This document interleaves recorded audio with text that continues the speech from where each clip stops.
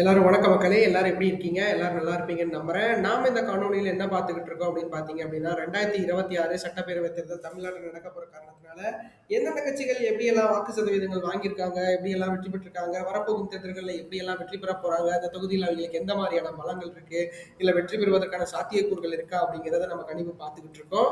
அந்த வகையில நம்ம இன்னைக்கு பார்க்க போற தொகுதி என்னன்னு பார்த்தீங்க அப்படின்னா, மதுரை மாவட்டத்தில் இருக்க உசிலம்பட்டி தொகுதி தான் பார்க்க போறோம். வாங்க நிகழ்ச்சிக்கு போகலாம். அதுக்கு முன்னாடி நம்ம சேனலை சப்ஸ்கிரைப் பண்ணிக்கோங்க மக்களே. சப்ஸ்கிரைப் பண்ணி நோட்டிஃபிகேஷன் ஆன் பண்ணி வச்சுக்கோங்க. உசிலம்பட்டி தொகுதியை பொறுத்தளவுக்கு பார்த்தீங்க அப்படின்னா, சுதந்திரம் பெற்றதற்கு பின் 15 முறை இந்த தடவை எலெக்ஷன்கள் நடந்திருக்கு. இந்த 15 முறை எலெக்ஷன்கள்ல ஃபார்வர்ட் பிளாக் கட்சி பார்த்தீங்க அப்படின்னா 1967, 1962, 1962, 1977, 1977, 1996, 2001, 2011 வெற்றி பெற்றிருக்காங்க. அடுத்து அதிமுக 1991, 2006, 2016, 2021 வெற்றி பெற்றிருக்காங்க. திமுக 1989லயும், இந்திய தேசிய காங்கிரஸ் 1957லயும், இண்டிபெண்ட் கேண்டிடேட் 1984லயும் வெற்றி பெற்றிருக்காங்க. ஆக மொத்தத்தில் 15 முறை எலெக்ஷன்கள்ல 8 முறை ஆல் இந்தியா ஃபார்வர்ட் பிளாக் கட்சியும், 4 முறை அதிமுகவும், 1 முறை திமுகவும், 1 முறை இந்திய நேஷனல் காங்கிரஸும், 1 முறை. அடுத்து உசிலம்பட்டி சட்டமன்ற தேர்தல் விவரங்கள் பார்த்துடலாம். அந்த வகையில் நம்ம 2 சட்டமன்ற தேர்தல்கள் பார்க்க போறோம். 2016, 2021. 2016 பொறுத்த மட்டும் பார்த்தீங்க அப்படின்னா, இந்த தொகுதியில் அதிமுக தான் வெற்றி பெற்றிருக்காங்க. அதிமுக சார்பில் பார்த்தீங்க அப்படின்னா பி நீதிபதி அப்படிங்கிறவர் போட்டிட்டு இருக்காரு. அவர் பார்த்தீங்க அப்படின்னா 1,06,349 வாக்குகளும் 53.30% பெற்றிருக்கிறாரு. அடுத்தது டிஎம்கே சார்பில் பார்த்தீங்க அப்படின்னா கே இளம் அழகன் அப்படிங்கிறவர் போட்டிட்டு இருக்காரு. அவர் பார்த்தீங்க அப்படின்னா 73,443 வாக்குகளும் 36.80% பெற்றிருக்கிறாங்க. அடுத்து மக்கள் நல கூட்டணி சார்பில் மதிமுக தான் நின்றுருக்காங்க. அவங்க ஏ பாஸ்கர சேதுபதி அப்படிங்கிறவங்க போட்டிட்டு 7,079 வாக்குகளும் 3.6% பெற்றிருக்கிறாங்க. அடுத்து ஆல் இண்டியா ஃபார்வர்ட் பிளாக் கட்சி தனிச்சு போட்டிட்டு இருப்பாங்க போல இருக்கு. அவங்க பி கதிரவன் அப்படிங்கிறவர் போட்டிட்டு 5,136 வாக்குகளும் 2.6% பெற்றிருக்கிறாங்க அப்படிங்கிறது குறிப்பிடத்தக்கது. அடுத்து 2021 தேர்தலை பொறுத்தளவுக்கு பார்த்தீங்க அப்படின்னா, இந்த தொகுதியில் மீண்டும் ஏடிஎம்கே தான் வெற்றி பெறாங்க. ஏடிஎம்கே சார்பில் பி ஐயப்பன் அப்படிங்கிறவர் போட்டிட்டு வெற்றி பெறாரு. அவர் 71,255 வாக்குகளும் 33.70% பெறாரு. அடுத்து டிஎம்கே சார்பில் பி கதிரவன் அவங்க போட்டிடுறாங்க. அவங்க 63,728 வாக்குகளும் 30.20% பெறாங்க. அடுத்து அம்மா மக்கள் முன்னேற்ற கழகம் தனிச்சு போட்டிட்டு இந்த இடத்துல மகேந்திரன் அப்படிங்கிறவர் போட்டிட்டு 55,491 வாக்குகளும் 26.20% பெறாங்க. அடுத்து நாம் தமிழர் கட்சி சார்பில் பார்த்தீங்க அப்படின்னா ஜி ஐந்து கோவிலன் அப்படிங்கிறவர் போட்டிடுறாரு. அவர் 15,357 வாக்குகளும் 7.3% போட்டிட்டு இந்த இடத்துல 4ஆம் இடத்தை பிடிச்சிருக்கிறாரு அப்படிங்கிறது குறிப்பிடத்தக்கது.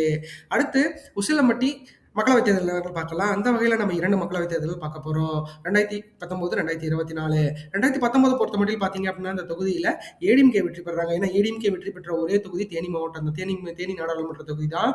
ஸோ இந்த உசிலம்பட்டி தொகுதி தேனி நாடாளுமன்ற தொகுதியாக வரும். அந்த வகையில் தேனியை பொறுத்த அளவுக்கு பார்த்தீங்க அப்படின்னா, அதிமுக சார்பில் பி ரவீந்திரநாத் குமார் அப்படிங்கிறவர் போட்டிட்டு வெற்றி பெறாரு. அவர் பார்த்தீங்க அப்படின்னா ஓபிஎஸோட பன்னீர்செல்வம் அவர்களோட மகன் ஆவார். அவர் பார்த்தீங்க அப்படின்னா 89,561 வாக்குகளும் 45.28% பெறாரு. அடுத்து டிஎம்கே சார்பில் இந்திய நேஷனல் காங்கிரஸ் சார்பில் இவி.கே. இளங்கோவனை போட்டியிருக்காரு. அவர் பார்த்தீங்க அப்படின்னா 66,399 வாக்குகளும் 33.57% பெறாரு. அடுத்து நாம் தமிழர் கட்சி சார்பில் பார்த்தீங்கன்னா ஷஃபீல் ஹமீத் அப்படிங்கிறவர் போட்டிடுறாரு. அவர் 4,841 வாக்குகளும் 2.45% பெற்றிருக்கிறாரு. அடுத்து 2024 தேர்தல் பொறுத்தளவுக்கு பார்த்தீங்க அப்படின்னா 2024 மக்களவைத் தேர்தலில் இந்த தேனி மாவட்டத்தில் மீண்டும் டிஎம்கே வெற்றி பெறாங்க. டிஎம்கே சார்பில் பார்த்தீங்க அப்படின்னா தங்க தமிழ்ச்செல்வன் தான் போட்டிட்டு வெற்றி பெறாரு. அவர் பார்த்தீங்கன்னா 1,11,388 வாக்குகளும் 56.31% பெற்று மிகப்பெரிய வெற்றி இவங்க பதிவு செஞ்சிருக்காரு மக்களே.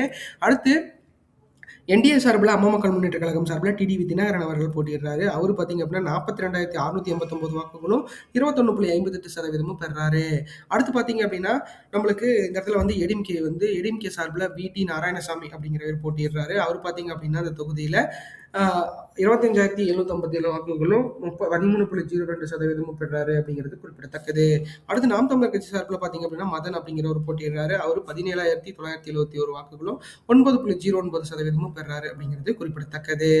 அடுத்து உசிலம்பட்டி தொகுதி 4 தேர்தல் நிலவரங்கள் பார்த்துடலாம். அந்த வகையில் நம்ம அதிமுக, திமுக, நாம் தமிழருக்கு 4 தேர்தல் பார்க்க போறோம். 2016 அதிமுக பொறுத்த மட்டும் பார்த்தீங்க அப்படின்னா 2016 53.30%, 2019 45.28%, 2021 33.70%, 2024 13.02% வாக்குகள் பதிவாயிருக்கு. அடுத்து திமுக பொறுத்த மட்டும் பார்த்தீங்க அப்படின்னா 2016 36.80%, 2019 33.57%, 2021 30.20%, 2024 56.31% இந்த வாக்குகள் பதிவாயிருக்கு அப்படிங்கிறது குறிப்பிடத்தக்கது. அடுத்து நாம் தமிழரை பொறுத்த மட்டும் பார்த்தீங்க அப்படின்னா 2016 0.70%, 2019 2.45%, 2021 7.3%, 2024 9.09% பெற்று இந்த இடத்துல வந்து வாக்குகள் வந்து ஒரு குறைவான அளவில் தான் வந்து நாம் தமிழருக்கு வாக்குகள் கிடைத்திருக்கு. அடுத்து உசிலம்பட்டி தொகுதி வாக்காளர்கள் நிலவரத்தை பத்தி பார்த்துடலாம். அந்த வகையில மொத்த வாக்காளர்கள் அந்த தொகுதியில 2,54,442 பேர் வாக்காளர்களா பதிவு செய்யப்பட்டிருக்காங்க. அதுல 1,26,850 ஆண்களும் 1,27,587 பெண்களும் இந்த இடத்துல வாக்காளர்களா பதிவு செய்யப்பட்டிருக்காங்க அப்படிங்கிறது குறிப்பிடத்தக்கது. 3ஆம் பாலினத்தவர்கள் 5 பேர் இந்த இடத்துல வாக்காளர்களா பதிவு செய்யப்பட்டிருக்காங்க. அடுத்து 18 வயசுல இருந்து 34 வயசு வரைக்கும் இருக்கீங்க பாத்தீங்க அப்படின்னா 42,875 ஆண்களும் 43,124 பெண்களும் இந்த இடத்துல வாக்காளர்களா பதிவு செய்யப்பட்டிருக்காங்க. 35 வயசுல இருந்து 54 வயசு வரைக்கும் இருக்கீங்க பாத்தீங்க அப்படின்னா 54,292 ஆண்களும் 54,607 பெண்களும் இந்த இடத்துல வாக்காளர்களா பதிவு செய்யப்பட்டிருக்காங்க அப்படிங்கிறது குறிப்பிடத்தக்கது. அடுத்து 54 வயசுல இருந்து 65 வயசுக்கு மேல இருக்கீங்க பாத்தீங்க அப்படின்னா 29,683 ஆண்களும் 29,855 பெண்களும் இந்த இடத்துல வாக்காளர்களா பதிவு செய்யப்பட்டிருக்காங்க அப்படிங்கிறது குறிப்பிடத்தக்கது. அடுத்து உசிலம்பட்டி தொகுதி வாக்குப்பதிவு சதவீதங்கள் கடந்த 8 தேர்தல்களில் எப்படி இருந்துச்சு அப்படிங்கிறத நம்ம பார்த்துடலாம். அந்த வகையில பாக்குறப்ப பாத்தீங்க அப்படின்னா 1989 63.40%, 1991 55.30%, 1996 64.10%, 2001 55%,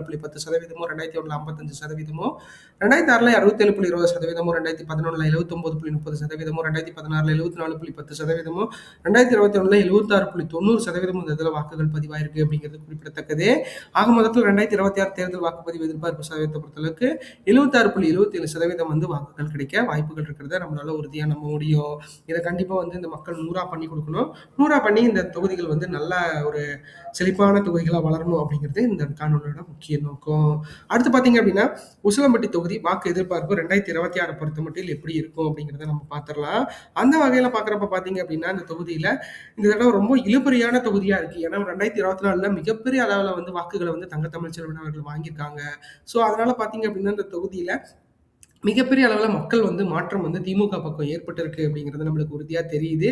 ஸோ அதனால பாத்தீங்க அப்படின்னா இழுபறியா இருந்தாலும் இந்த தொகுதியில அதிமுக கணிசமான ஒரு வாக்குகள் வித்தியாசத்துல வெற்றி பெறுவதற்கான வாய்ப்புகள் இருக்கிறத நம்மளால உறுதியா நம்ப முடியும். ஏன்னா ஒரு 15 தொகுதிகள் மிகப்பெரிய அளவுல இழுபறியா இருக்கும். அதுல இந்த உசிலம்பட்டி தொகுதியும் இருக்கிறதுக்கான வாய்ப்புகள் அதிகமா இருக்கு. அந்த வகையில உசிலம்பட்டி பொறுத்த அளவுக்கு அதிமுக வெற்றி பெறுவாங்க. அதிமுக பொறுத்த மட்டும் பாத்தீங்கன்னா அதிமுக கூட்டணியில 36.30%, 70,904 வாக்குகளும் பெறுவதற்கு வாய்ப்புகள் இருக்கு. ஏன்னா இந்த தொகுதியெல்லாம் பாத்தீங்க அப்படின்னா வேட்பாளர்களை பொறுத்து மாற்றம் ஏற்படுவதற்கான வாய்ப்புகள் அதிகமா இருக்கு. ஏன்னா இந்த தொகுதியை பொறுத்த அளவுக்கு பாத்தீங்க அப்படின்னா தங்கத்தமிழ் செல்வன் அவர்களுக்கும் மிகப்பெரிய அளவுல வாய்ப்பு இருக்கு. டிடிவி தினகரன் அவர்களுக்கும் மிகப்பெரிய அளவுல வாய்ப்பு இருக்கு. அதாவது அந்த கட்சி சார்ந்த இடங்கள். அதனால பொறுத்தளவுக்கு பாத்தீங்க அப்படின்னா மிகப்பெரும் இரும்பு புள்ளிகள் வந்து 2024 வந்து தேனியில வந்து போட்டிட்டாங்க. பட் ஆனா அது வந்து ஒரு அன்பார்ச்சுனேட்லி அந்த போட்டியில வந்து திமுக வெற்றி பெற்றிருக்காங்க. ஆனாலும் பாத்தீங்க அப்படின்னா அம்மா மக்கள் முன்னேற்ற கழகமும் ஆல் இந்தியா அதாவது அதிமுகவும் இப்போ ஒன்றிணைஞ்சிருக்காங்க. ஸோ அவங்களோட கூட்டணி வந்து எந்த அளவுக்கு இருக்க போகுது அப்படிங்கிறத வந்து கெப்பாசிட்டியா வந்து காட்ட போற இடங்கள் வந்து இந்த தேனி மாவட்டத்தில் இருக்க தேனி மாவட்டம், மதுரை, ராமநாதபுரம், சிவகங்கை இந்த மாதிரி தொகுதிகள்லாம் காட்டப்போகுது. அது எந்த மாதிரி காட்டப்போகுது ஏன்னா இப்போ வரைக்கும் அந்த ப்ரொடிக்ஷன்லாம் வந்து எனக்கு ஒரு ஒரு 80% வந்து எனக்கு இந்த இருந்தாலும் அந்த 20% வந்து என்னால் வந்து அதை அறிவு பண்ணவே முடியல. அங்கே இருக்க கள நிலவரங்களும் மிகப்பெரிய அளவில் ஒரு மாறுபட்ட கருத்துக்கள் தான் எல்லா இடத்துலையும் பதிவு பண்ணிட்டு இருக்கு. ஸோ அதனால என்னால் வந்து இதை எப்படி ப்ரெடிக்ட் பண்ணுறது, இதை எப்படி முடிக்கிறது, இது என்ன பண்ணுறது அப்படிங்கிறத நான் யோசிச்சுக்கிட்டே இருக்கேன். ஸோ அதனால வந்து பார்த்தீங்க அப்படின்னா இந்த தொகுதி இழுபறியாக இருக்கிறதுக்கான வாய்ப்புகள் அதிகமாக இருக்குது அப்படிங்கிறத நம்ம உறுதியாக சொல்லலாம். அது இப்போ இதை பொறுத்த மட்டும் பார்த்தீங்க அப்படின்னா இந்த தொகுதியில் 36.30%, 70,904 வாக்குகளும் பெறுவதற்கான வாய்ப்புகள் அதிமுக கூட்டணிக்கு இருக்குது அப்படிங்கிறத நம்மளால உறுதியாக நம்ப முடியும். ஆக மொத்தத்தில் பார்த்தீங்க அப்படின்னா அது எந்த மாதிரி எப்படி இருக்க போகுது, என்ன பண்ண போகிறாங்க அப்படிங்கிறத நம்ம பொறுத்திருந்து பார்க்கலாம். அடுத்து திமுக கூட்டணியை பொறுத்தளவுக்கு பார்த்தீங்க அப்படின்னா 35.98%, 70,279 வாக்குகளும் பெறுவதற்கு வாய்ப்புகள் இருக்கு. அது இந்த மாதிரியான வாக்குகள் கிடைக்கிறதுக்கான வாய்ப்புகள் இருக்க காரணத்தினால அது ஏன்னா திமுக பொறுத்த மட்டும் பார்த்தீங்க அப்படின்னா இந்த இடத்துல கணிசமான வாக்குகள் வந்து அவங்க போதிய அளவிற்கு பெற்றுட்டு வராங்க அப்படிங்கிறது நம்மளுக்கு உறுதியா தெரியுது. அந்த வகையில பாக்குறப்ப பாத்தீங்க அப்படின்னா இந்த தொகுதியில திமுக வெற்றி பெறுவதற்கும் சாத்தியக்கூறுகள் அதிகமா இருக்கு. ஏன்னா திமுக பொறுத்த மட்டும் பாத்தீங்க அப்படின்னா இந்த தொகுதியில தங்கத்தமிழ் செல்வன் அவர்கள் வந்து மிகப்பெரிய அளவில் வந்து ஒரு நல்ல ஒரு ஆளுமையா வந்து தேனி மாவட்டம், மதுரையெல்லாம் வந்து அவர் இருக்காரு அப்படிங்கிறது நம்மளுக்கு உறுதியா தெரியுது. ஸோ அந்த வகையில பாக்குறப்போ இந்த தொகுதிகள் கடுமையான ஒரு நிலவும் போட்டியா இருக்கும் அப்படிங்கிறதுல நம்மளுக்கு உறுதியா தெரியணும். ஆனாலும் ஏன்னா நம்ம மக்களை பொறுத்தளவுக்கு பார்த்தீங்க அப்படின்னா யாரை தேர்ந்தெடுக்கணும், யாரை வந்து தேர்ந்தெடுக்க கூடாது அப்படிங்கிறதுல அவங்க உறுதியா இருப்பாங்க. ஸோ அந்த அளவுக்கு வந்து மக்களோட மனம் வந்து மிக தெளிவா இருக்கு. ஸோ அதெல்லாம் வச்சு பார்க்குறப்ப பார்த்தீங்களா அதிமுக திமுகவா அப்படிங்கிறப்போ இடையில தமிழக வெற்றி கழகமும் கூட இருக்காங்க. ஸோ அதனால திமுகவும் அதிமுகவும் மிகப்பெரிய அளவில் ஒரு நல்ல நல்லா இழுபறியா இருக்கிறதுக்கான வாய்ப்புகள் இருக்கு. பார்க்கலாம் அது எப்படி இருக்க போது, என்ன பண்ண போறாங்க அப்படிங்கிறத நம்ம பொறுத்திருந்து பார்க்கலாம். அடுத்து நாம் தமிழரை பொறுத்தமட்டில் பார்த்தீங்க அப்படின்னா, இந்த தொகுதியில 9.47% 18,493 வாக்குகளும் பெறுவதற்கு வாய்ப்புகள் இருக்கு. ஏன்னா நாம் தமிழரை பொறுத்தமட்டில் பார்த்தீங்க அப்படின்னா, இப்போ வரைக்கும் எல்லா தொகுதிகள்லயும் வேட்பாளர் பட்டியல் வரைக்கும் அவங்க தயார் செஞ்சு அவங்க அறிவிப்பும் வெளியிட்டாங்க. ஸோ அதனால பார்த்தீங்க அப்படின்னா, அவங்க மேல மிகப்பெரிய அளவுல ஒரு ஒரு மாற்றத்திற்கான நேரம் அப்படிங்கிறத வந்து மக்கள் உணரும் தருவாயில இருக்க காரணத்தினால கண்டிப்பா வந்து நாம் தமிழருக்கும் ஒரு நல்ல வாக்குகள் வந்து இந்த தடவை கிடைக்கிறதுக்கு வாய்ப்புகள் இருக்கு. ஆனா டேட்டாஸ் அடிப்படையில பாக்குறப்போ 9.47%, 18,493 வாக்குகளும் பெறுவதற்கு தான் வாய்ப்புகள் இருக்கு. அது எந்த அளவுக்கு எப்படி வந்து இது அதிகமா வாங்க போறாங்க, என்ன பண்ண போறாங்கன்னு தெரியல. பாக மொத்தத்துல பாத்தீங்க அப்படின்னா நாம் தமிழரை பொறுத்த மட்டும் பாத்தீங்க அப்படின்னா அவங்களோட லெவல்ல இருந்து அவங்க இன்னும் வந்து எந்த ஒரு முன்னேற்றமும் அடையல. ஆனா 2016 ஒப்பிடுறப்ப பாத்தீங்க அப்படின்னா 2026 ஒரு மிகப்பெரிய அளவுல ஒரு வாக்குகள் வந்து அவங்க பக்கம் இருக்கிறத நம்மளால உறுதியா பார்க்க முடியுது. அது எந்த அளவுக்கு இருக்கு அப்படின்னு பாத்தீங்க அப்படின்னா 2024 தேர்தலில் நீங்களே பார்த்தா தெரியும். ஒரு நல்ல வாக்குகள் வந்து வாங்கியிருக்காங்க. இந்த தொகுதிகள்லாம் பார்த்தீங்க அப்படின்னா, அவங்க 2% இருந்தாலும் 2021, 2026லாம் பார்த்தீங்க அப்படின்னா, ஒரு இந்த அந்த 5 வருஷ கேப்ல அவங்க ஒரு நல்ல வாக்குகள் அதாவது ஒரு 2லேருந்து 10க்கு வந்திருக்காங்க. அப்படிங்கிறப்போ நம்ம அதை யோசிச்சு பாருங்க. அது எந்த மாரி எப்படி இருக்குதுன்னு நம்மளே உணர முடியும். ஏன்னா, சிறுக சிறுக சேர்த்தா கண்டிப்பா ஒரு நாள் வந்து கடலாகும் அப்படிங்கிறதுக்கு வந்து சீமான் அவர்கள் மிகப்பெரிய அளவுல உதாரணமா இருக்காரு. அடுத்து பார்த்தீங்கன்னா, தமிழகத்துக்கு புதுவரா வந்திருக்க தமிழக வெற்றி கழகத்தோட நிலையை பொறுத்தளவுக்கு 15.99%, 31,233 வாக்குகளும் பெறுவதற்கு வாய்ப்புகள் இருக்கு. ஏன்னா தமிழக வெற்றி கழகத்தை பொறுத்தளவுக்கு பார்த்தீங்க அப்படின்னா விஜய் அவர்களை பொறுத்து தான் எல்லா மாற்றங்களும் நிகழ்ந்துட்டு இருக்கு. அவங்களோட 2ஆம் கட்ட தலைவர்கள்லாம் மிகப்பெரிய அளவில் வந்து ஜோபிக்காம இருந்தாலும் ஒரு சில தொகுதிகள் வந்து அவங்களுக்கான வாய்ப்புகளை ஏற்படுத்தி கொண்டுட்டே இருக்கு. ஆனா உசிலம்பட்டியை பொறுத்தளவுக்கு பார்த்தீங்க அப்படின்னா டிடிவி தினகரன் அவர்களோ இல்ல நம்ம தங்க தமிழ்ச்செல்வன் அவர்களோ இல்ல ஆர்பி உதயகுமார் அவர்களோ அந்த மாதிரியான கேட்டகரிஸ்லான பீப்புள்ஸ் வந்து என்ன சொல்றாங்களோ அதுதான் நடக்கிறதுக்கான வாய்ப்புகள் அதிகமா இருக்கு. இன்னும் மக்கள் அவங்களை சார்ந்து இருக்காங்க அப்படிங்கிறது நல்ல ஒரு எப்படி சொல்றது ஒரு 80% பீப்புள் வந்து கண்டிப்பா வந்து அந்த பழைய கொள்கைகள்ல இருந்து மாறல. அவங்களோட பாரம்பரியம் என்ன, நாகரிகம் என்ன அப்படிங்கிறத அவங்க உணர்ந்து அப்படியே அந்த தொகுதிகள்ல உலாவிட்டு இருக்காங்க. ஸோ அது கண்டிப்பா வந்து இந்த தடவை மாற்றம் ஏற்படுமா அப்படிங்கிறத பொறுத்திருந்து பார்க்கலாம்.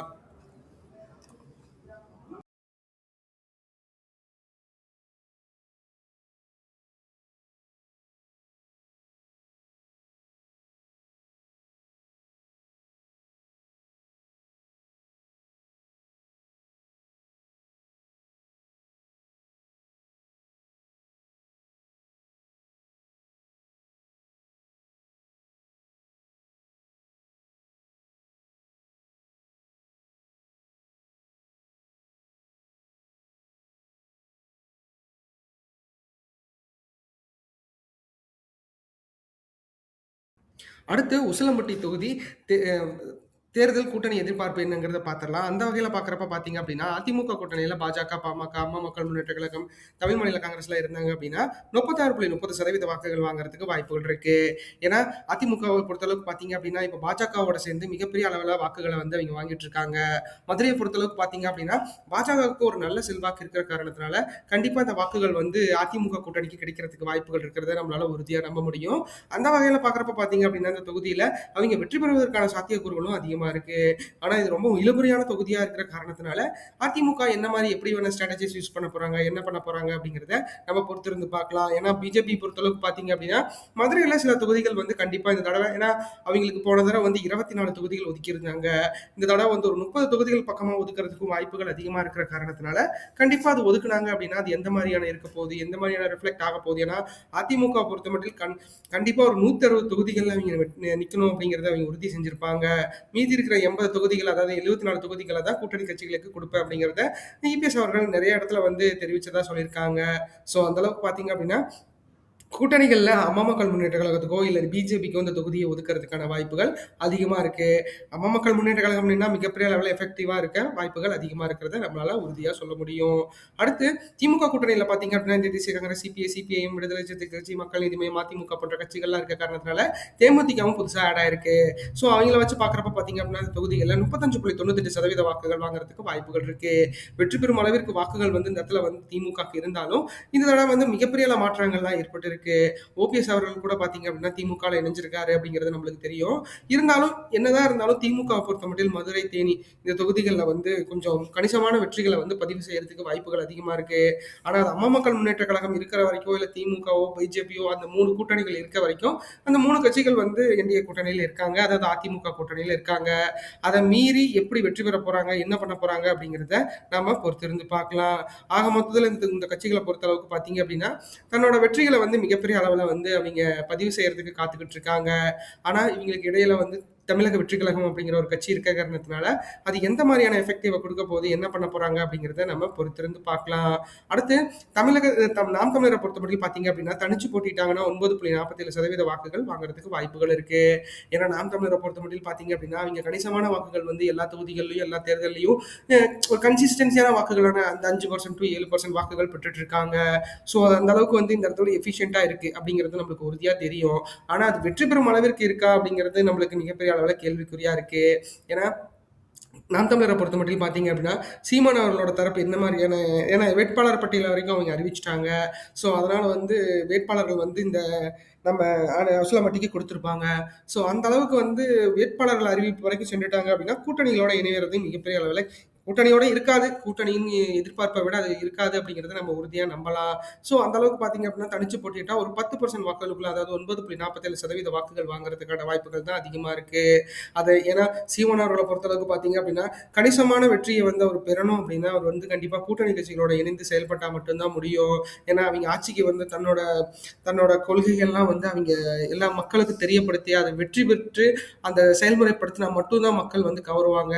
ஏன்னா பிஜேபி கவர்மெண்ட் மேல மிகப்பெரிய அளவுல ஒரு இழுபறியான விஷயங்கள் இருந்துச்சு. அதே 2014 அப்புறம் மோடி கவர்மெண்ட் வந்ததுக்கு அப்புறம், நரேந்திர மோடி அவர்கள் வந்ததுக்கு அப்புறம் பாத்தீங்க அப்படின்னா இந்தியா லெவல்ல மிகப்பெரிய அளவுல பிஜேபிக்கு ஒரு நல்ல வாய்ப்பு இருக்குல்ல. ஸோ அதனால நம்ம வந்து கூட்டணிகள் அமைச்சுதான் வெற்றி பெறணும் அப்படிங்கிறத சீமான் அவர்கள் மிகப்பெரிய அளவுல உணர்ந்திருப்பாரான்னு தெரியல. பட் ஆனால் இந்த தடவை வந்து தனிச்சு தான் போட்டிடுவேன் அப்படிங்கிறத அவர் உறுதியா சொல்லியிருக்கிறாரு. ஸோ தனிச்சு போட்டிட்டாங்க அப்படின்னா 10% வாக்குகளுக்குள்ள தான் கிடைக்க வாய்ப்புகள் இருக்கு. அடுத்து தமிழகத்துக்கு புதுவர் வந்திருக்க தமிழக வெற்றி கழகத்தோட நிலையை பொறுத்தளவுக்கு 5.99% வாக்குகள் வாங்க வாய்ப்புகள் இருக்கு. ஏன்னா அவங்கள பொறுத்தளவுக்கு விஜய் அப்படிங்கிற அந்த ஒரு பேருக்காகவே இந்த வாக்குகள் கிடைக்க வாய்ப்புகள் இருக்கு. அந்த கழக நிர்வாகிகளும் கழக தொண்டர்களும் எப்படிப்பட்ட எஃபெக்டை கொடுக்க போறாங்க, அவங்களோட எஃபோர்ட் எப்படி பண்ண போறாங்க, என்ன பண்ண போறாங்க அப்படிங்கிறத நம்ம பொறுத்திருந்து பார்க்கலாம். ஆக மொத்தத்துல பாத்தீங்க அப்படின்னா தமிழக வெற்றி கழகமும் எந்த கூட்டணி கட்சிகளோட இணையல அப்படிங்கிறது நம்மளுக்கு உறுதியா தெரியுது. ஆனா ஒரு சில காசிப்ஸ் வந்துச்சு. பட் ஆனால் அதெல்லாம் வந்து திமுகவோ வந்து மிகப்பெரிய அளவில் ஹோல்ட் பண்ணி வச்சுக்கிட்டாங்க. ஸோ பார்க்கலாம் அது எந்த மாதிரி எப்படி நடக்க போகுது, என்ன பண்ண போறாங்க அப்படிங்கிறத பொறுத்திருந்து பார்க்கலாம். இந்த காணொலி உங்களுக்கு ரொம்ப பிடிச்சிருக்குன்னு நினைக்கிற மக்களை நம்ம சேனல் சப்ஸ்கிரைப் பண்ணுங்க, லைக் பண்ணுங்க, ஷேர் பண்ணுங்க, கமெண்ட் பண்ணுங்க. நம்ம ஒவ்வொரு நாளும் ஒவ்வொரு தொகுதி அப்படிங்கிற மாதிரி போயிட்டு இருக்கோம். கண்டிப்பாக உங்களுக்கு எல்லா விதமான டேட்டாஸும் கொடுக்கறதுக்கு நாங்கள் தயாராக இருக்கோம். எங்கள் சேனலை பின்தொடர்ந்துங்க. கண்டிப்பாக வந்து என்னால் முடிஞ்ச இன்ஃபர்மேஷனை உங்களுக்கு நான் கண்டிப்பாக பாஸ் பண்ணிட்டே இருப்பேன். அந்த வரைக்கும் சப்ஸ்கிரைப் பண்ணுங்க. சப்ஸ்கிரைப் பண்ணி